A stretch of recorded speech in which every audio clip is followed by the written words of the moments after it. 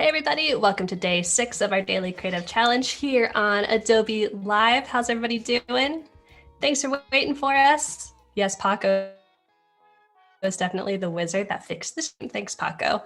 So if you're totally new to these daily creative challenges, I'm Kathleen. I'm a designer here at Adobe, and I am teaching you a little bit of Photoshop over the next week. We already had a full week of challenges beforehand, and this is our second week. So you guys should be halfway to being a professional at this point. Yes, hello everybody in the chat. Way to go, Paco. I agree, Ted. Anika, good to see you. So if you're totally new to these daily creative challenges, you can join the challenge by going to the landing page that we have. It is behance.net/challenge/Photoshop. And you can subscribe or register here by clicking this big, blue, beautiful button. Scroll on down and we can find out what we're going to be doing today. So today's challenge, it was unlocked earlier this morning, is the frame tool. We're going to be building a custom mosaic using the frame tool to create shapes and patterns. So if you want to get started with the starter files that I provided, just go ahead and click this Get Started button. That'll give you the can mockup that we're using and some frame mockups that I've already built out for you. What's up, Judith? Good to see your name in chat. So go ahead and click that and get them downloaded, and it will look something like this. We have a couple different frame options for you. There's one that's a little more intense. It kind of looks like a big starburst, but this is the one that I want to take you through to show you just the basics. But before we jump into the actual frame workflow, let's come over here to the mockup. This is the final product of what we're going to be doing today. So we are going to be making this almost like digital collage out of old paintings. It's going to be called Orange Ambrosia. So a little bit fancy, very nice. If you don't know how to use this mockup yet, it's super duper easy. Yours will look a little bit different, maybe something more like this. So go ahead and navigate to your design folder, twirl that open, and then double click into your smart object. Allison says, not a total newbie on board. Nice. So hopefully you can tackle this head on. Ooh, exciting colors. I agree. I really like this color combo, kind of the muted blues and then the bright florals. I love collages too. I think digital collages are my favorite thing to make in Photoshop, and this is a really easy way to do it. So I am inside of our smart object right now. I'm actually going to move this libraries for now. It is in the way, but a little sneak peek to other assets that we're going to be using. Back to our layers, turn this on and off. You can see where we're going to get started. Alrighty, yes. And if you are having trouble with the lip syncing, just go ahead and refresh your browser. It should help a little bit. I'm going to open up one of the frame options that I provided. It's very romantic, Marcia. I agree. I'm going to zoom on in here, and we are going to make frames out of these shape layers. So these are, in fact, shape layers. We've talked a little bit about these smart shapes, I think from day 1, but we mostly just talked about how to make like a rectangle and an ellipse and a triangle and that kind of stuff. To make these kind of blobby shapes, I actually used the pen tool, or the curvature pen tool. Either one works. But if you want to make some custom blobby shapes, I will show you how to do that really quick. Come on over here to the curvature pen tool. Just tap P to open that on your keyboard. Larissa, you missed yesterday, but you're back. Welcome back. No worries about missing class. Just going to dock your grade. 1 letter grade. Just kidding. All right, so I have a green fill color, and the way the curvature tool works is just by dropping points, it's going to automatically create a curve between my points. So if you're using the pen tool, then it's more like you're dropping points and dragging out custom handles, but this does all the work for you, and it's an amazing tool for making blobs specifically. What's up, Chris? Love that avatar you have. Looks very familiar. All right, and then up here at the top, you're gonna make sure that you have shape selected, and voila, you have a custom shape. But we're gonna delete it because I don't need it right now. This is all about the frame tool. So let's chat about what the frame tool actually is. It's very similar to how InDesign works. If you're familiar with like page layout in InDesign, you drag out a frame like a square, that you can then drop content into, like different photos that you need for your publication. And the cool thing about the frame tool is that it already acts kind of like a layer mask. It's basically just a box, and you can drag any image into it, resize it, move it around, but the bounds of the box do not change. So all that happens is your image moves around inside of the box. This is a little bit similar to clipping masks, but frames are easy because it's really simple to change images in and out and swap them as you need to. So say, for example, if you have a 6-pack of cans that you're trying to design with the same wavy pattern, you can easily swap out the images just by dragging and dropping them for each different flavor. So you could, if you wanted to, make a whole 6-pack out of this one day's design. And I'm gonna challenge one of you to do that, whoever wants to take up that challenge. Okay, yeah, it's the avatar from my live stream. I know, Chris, I love it. Great job.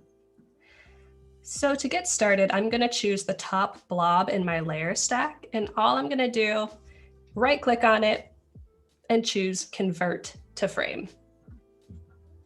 It's gonna open up a little menu box where you can name it. We could say bottom blob if we would like. And you'll see that the layer panel changes a little bit. So now we almost have a mask in the shape of our blob. And then this is the actual content of our frame. So with the frame selected, I'm actually going to deselect it, hold Shift, click, and select every other layer, and we're gonna lock them. Because the frame tool has a funny way of, if you drag an image on top and it's not locked, it will just drop the new image into any of your frames. So we don't want that. We're going to lock everything else and just keep the frame that we are working with unlocked. The frame is also humongous in collage design. Oh yeah? Nice, Ted. Well, that's perfect. That's exactly what we're doing. Okay.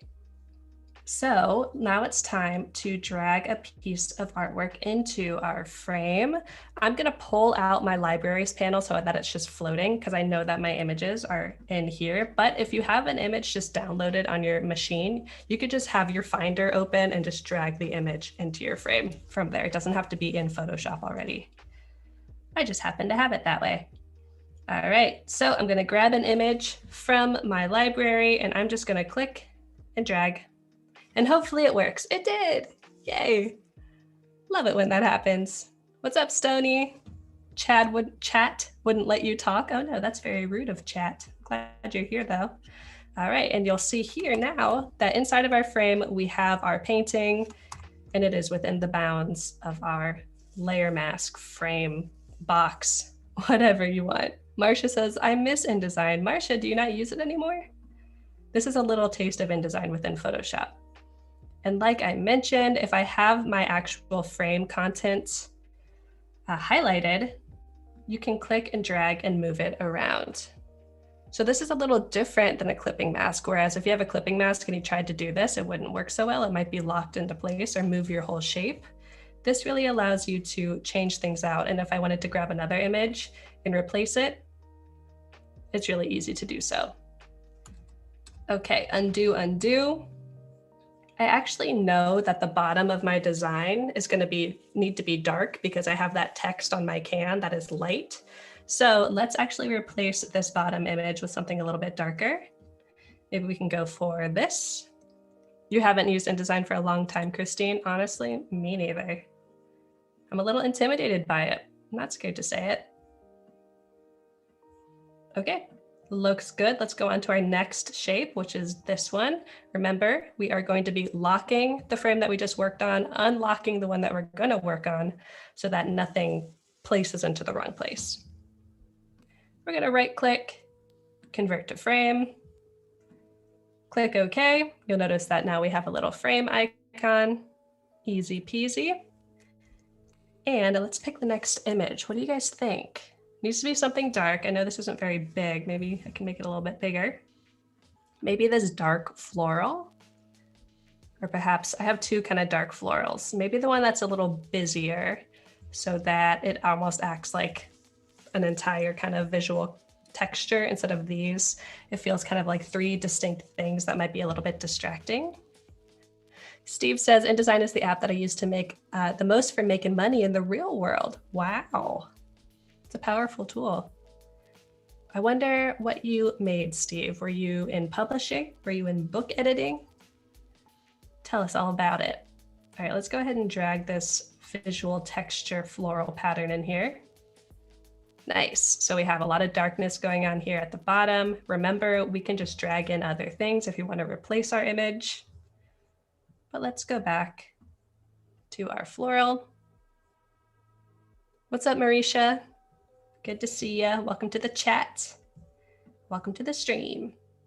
All right, moving libraries out of the way. By the way, if you didn't know, you can just grab panels and windows in Photoshop and move them wherever you want. Say you have two different, monitors. You can move them onto a different monitor if you just want to focus on your canvas in one and all of your tools in another. You can grab your tool panel and move that around as well. It can float.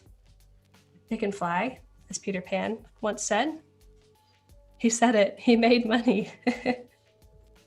He made money in InDesign. Love it. So if I want my libraries to be floating over here so that I can see my layers panel and my library at the same time without it taking up too much horizontal or vertical space, I can do so. So let's select our next layer, right click, convert to frame, unlock it first. Yes, please. Make sure we go back and lock the one that we were working on. And let's choose something a little bit lighter for this one. Maybe we can go back to that historical Japan art. Pattern on pattern on pattern. Oh my gosh. Annika, you know that is my life. Pattern clashing to the max in every way. I like this little mountain peeking out here, but I don't like how these birds are kind of cropped. So maybe I can decrease the size and see if I can get it to fit a little better. That's cool. I like that. Perfect. All right, what do we think? What should we do next? Maybe this angel artwork. I think I want to use the angel twice and they'll be kind of like offset from each other. You had a big printing mill for fake Benjamins. Steve, do they even have Benjamins where you are?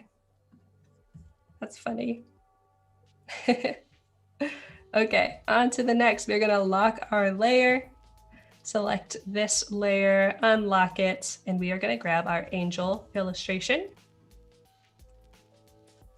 And you'll see that I didn't make it a frame first, so it just added on top of everything. Let's delete that. My bad, right click, convert to frame. Where is it? There it is. Rinse and repeat. It's really hard to make patterns work so well. I think sometimes you just have to go totally different in subject matter, but maybe similar in texture. So these are all paintings. They have that kind of gritty noise texture to them. It helps them mesh a little bit. I like this little floral sprig that the angel is holding. So we'll get that in there somehow. Hit return to commit my changes, lock my layer, right click. It's a little bit of a meditation right here. Just rinse, repeat, same thing, build my pattern. This would be a great idea for an IG post. Bruce, you're onto something. What's the keyboard shortcut for my bad? Command Z, I guess, Wayne. Something custom, it just plays a little soundbite like, my bad. I think Photoshop should say that when it crashes. My bad. All right, next one. So I'm gonna use the angel twice, the top layer and this layer I just did. So in between the angel, I think I'm gonna put these bright flowers. Keep things looking lively. Very good. Lock it up, on to the next, convert to frame. There we go. I think the other frame layer or the layered PSD that I provided, that's the starburst. I think they're all already converted to frames because there were a lot of layers. I don't want to force you all to do this. So this one's like the exercise page where you're learning how to do converting to frames. And then the other one's like, all right, just go crazy, drop a bunch of stuff in and see what you can do. The frame shapes are still editable, right? You could tweak them to show more of the birds and the flowers. Hey, you are totally right. And I think that's a great idea. I should do that, Rick, right after I drop this angel out of the sky and onto my canvas. There we go. I think I'll actually do what you said, Rick, right here, where I want more of this angel to be poking out. Increase the size a bit. And check this out. I can just make sure that my actual frame, this part is the focused part on the layer. So instead of having this focused, focus here so we can move the whole thing. Pull it up a little bit. And there we go. Looking pretty cool. I think I want to move this angel over a little bit. So instead of having my full frame focus, I'm going to have my content focused. And that way I can just, oh, it's locked. Move it over. I love how Photoshop reminds you. Like, hey, did you forget this was locked? You silly, silly person. Yes, I did. Move this over, move this up. Okay. So I dig this. Let's make sure that the background is black. I'm gonna make a solid fill layer. Choose black. And I could grab all of these layers and drag it over into my smart object for my can mockup, or I could take a screenshot. I think I'm gonna do it the real way and just drag all my layers over. The screenshot way is good for quick proofs of concept, but not great for an educational live stream, I don't think. But first I'm gonna make sure everything is unlocked so that I can actually drag it over. Can you clip an adjustment layer to a frame? You can, Judith. You sure can. I did that actually with the bottom two in my original design. I grouped them and then I added a gradient. I chose a darker one like this. Click OK, and then I clipped it. Oops, I did the wrong one. I wanted these two, I think. Group, clip, change my blend mode. I think I did overlay or maybe something a little bit darker. Yes, so that when I put the text on top, it was a little bit easier to see. Great call. All right, let's delete that. We are going to grab all of our layers, shift click, and I'm just gonna hold Option, so it's gonna create a duplicate, drag everything to my smart object layer. And there they are. You can move layers between documents within Photoshop. Who would have thought? Marcia says there's so many wonderful apps on Adobe, hard to pick just a few. Do you have a favorite though, Marcia? Is it InDesign? I think Photoshop's my fave. Let's increase the size a bit so they all fit. And you'll notice that these layers came in on top of my drink name text. So let's go ahead and drag it below. Save it, file save, and see how it looks on our mockup. Annika says a nice outer glow text would look really good on that too. Ooh, we should try it. Check it out. I would buy this seltzer. I would see this and my little digital collage brain would be firing off and I would just grab it. I don't care what flavor it is. It's a cool can, let's go. Also, I think that Julia Masalska, who's hosting the Illustrator DCC this week, I think she's doing some packaging and product design this week too. So you're kind of getting a lot of packaging design stuff, these two daily creative challenges. Marcia, you love them all. Christine says, Photoshop is my favorite, but AE is fun too. Yes, I think about After Effects like the Photoshop of video or DVA. It's like there are tons of options. You can do almost anything in AE, but it's a little bit overwhelming because of the possibilities. So let's go back here and maybe add a little outer glow like Annika said. We will go to Effects, Blending Options, turn on the outer glow. Let's see how that looks. Ooh, the purple actually looks kind of cool with the orange. Spread it out a little bit bigger. Make it real loud. No, let's keep things nice and nuanced. And maybe we'll even change this stroke color to be the purple. That feels very retro to me. This came together really nicely. Thanks, Chad. Appreciate it, friend. I'm just going to turn this back to orange. Did you know that when you are changing your stroke colors and the colors of your layer effects, you can just click within your canvas and use the color picker? The more you know. I love it when this happens because it allows you to be really intuitive. You don't have to think about what you're doing so much or make a decision. You can just play and experiment and see what looks good on the fly, which I find is very helpful. Judith says, I'm petitioning for an After Effects DCC. Judith, that's a great idea. After Effects is a tool that so many people want to learn, but they don't know where to start. And a DCC might be the perfect place. Jason says, mine looks terrible. Oh no, Jason, what kind of patterns are you using? Does it look terrible or does it look one of a kind? It's a great question. Let's see how this looks. Looking really nice. And I'm gonna show you after we show this mock-up one last time. Love it. I'm gonna show you really quick the other frame that I provided for you all, just so you get a little glimpse on how to use it. It's a little more unwieldy than this just wavy one that I provided. Let's see if I can just open it. I don't see it. Here it is. Wowie. Wowie zowie. Look at all these frames. So this one, I just made a smart shape of diamonds. I'll turn all of these off. And then I just rotated it and duplicated it all the way around. So this one is a great example of why you might want to lock all of your other layers besides the one that you're working on, because dragging and dropping the same image into this over and over again, it got really wild. That's where I actually learned the locking trick. So we can move this around if we want to. I like this almost like a, I don't know, it almost looks like a quilting star. It's a cool take on a textile. The same image kind of repeated over and over again, almost refracted. Very nice. So I'm excited to see what you all make with this one, as well as the wavy one that I provided. I'm gonna hop out of here in just a moment. Oh, Annika says PS needs the repeat grid too. Although, Annika, have you tried the live preview pattern tool in Photoshop? It is just like the pattern tool in Illustrator, and it is a game changer.